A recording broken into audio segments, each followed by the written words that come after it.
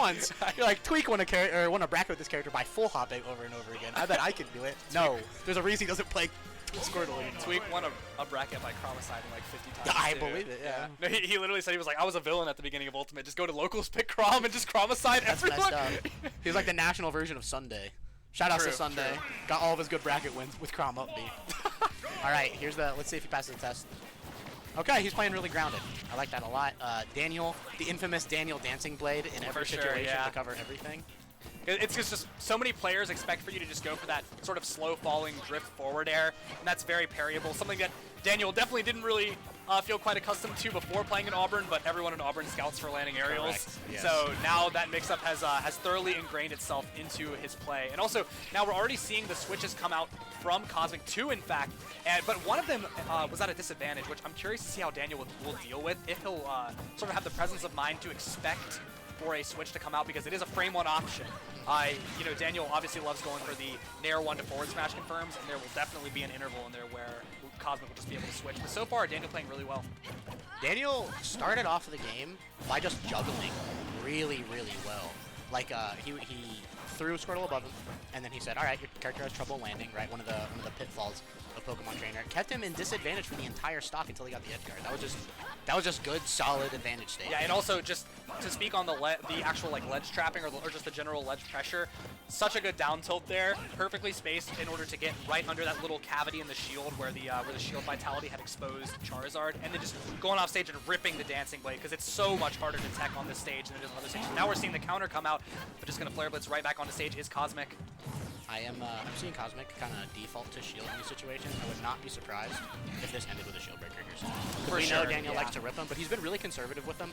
But we're seeing every time Daniel hits him with an aerial, he's kind of just going into shield. So I imagine Daniel's the type of player to catch on to that, making really, really good use of, like, walking backwards, dashing back. This is like a masterclass on swordy neutral right now. He's just playing really, really well. Yeah, and also, as far as what you're saying about shielding, it really seems like Cosmic's main two approach options here, at least barring Ivysaur with, like, Razor Leafs and stuff like that, is mostly just, like, run up aerial into immediate shield, or just run up shield simply.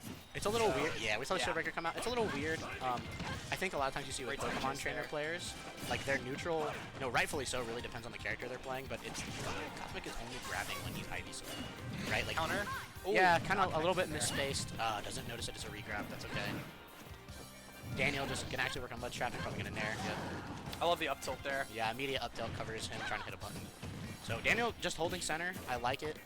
I did not know up tilt was that safe. I was about to say, I wonder if that was supposed to be an up smash from Cosmic, because like every PT just loves Charizard up smash. Such a good move, and also up B. Like that, you really weren't joking around when you said that character can win sets by accident. Yeah. Like, just I slightly misspaced my spacing there, and now I'm dead at 80%. Like if I'm on a platform, but.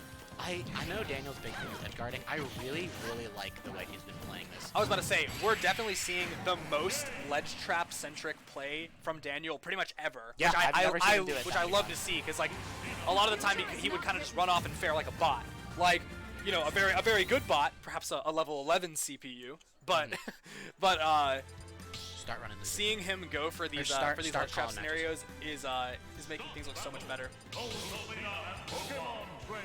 I'll do MJY and Home Depot on stream next, though. Yeah, so go ahead and start calling all the winners matches.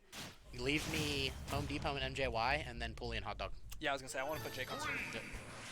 Call all the other ones, though, and then once loser starts opening up, start calling those.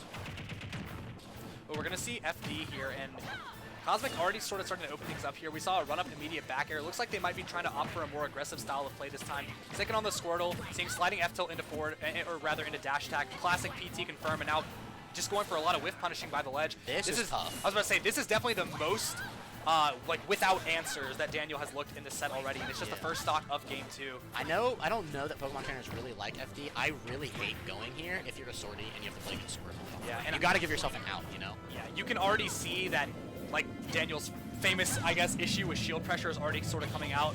A lot, like, unshielding during a lot of these Squirtle multi-hits. Getting crossed up by Squirtle dash attack and just going for shield grab anyway. But, Daniel, obviously, we talked about the edge guarding and able to lame that one frame spike super effectively, even from the most precarious of spacings. And that all started with, so Daniel put him in a juggle situation, saw he burned his jump, and there was kind of like a moment where he thought about going on and like edge guarding, but he knew his ledge trapping was so good. Oh, I think a little bit of DI. Yeah, I think if Daniel had DI'd out there, he would have definitely survived. Yeah, but that whole situation, he knew he just wanted to hold center. He actually directionally air dodged back to center stage and then just set up the ledge trap, burn another jump, and took the edge guard. Really like I don't want to call it like mature neutral play, but you know, like he's really thinking. Daniel's neutral is very clean, Yeah. like so much more clean than a lot of other players. Like traditionally clean. It is like very impressive to get a defensive option out of Daniel, and then the down air just gonna come out again, just so aggressive and so precise, like just like we're saying, so clean. I would like to see, because it's the second time that happened, I would like to see the next time Cosmic is trying to recover with Squirtle, you have so many options, you know?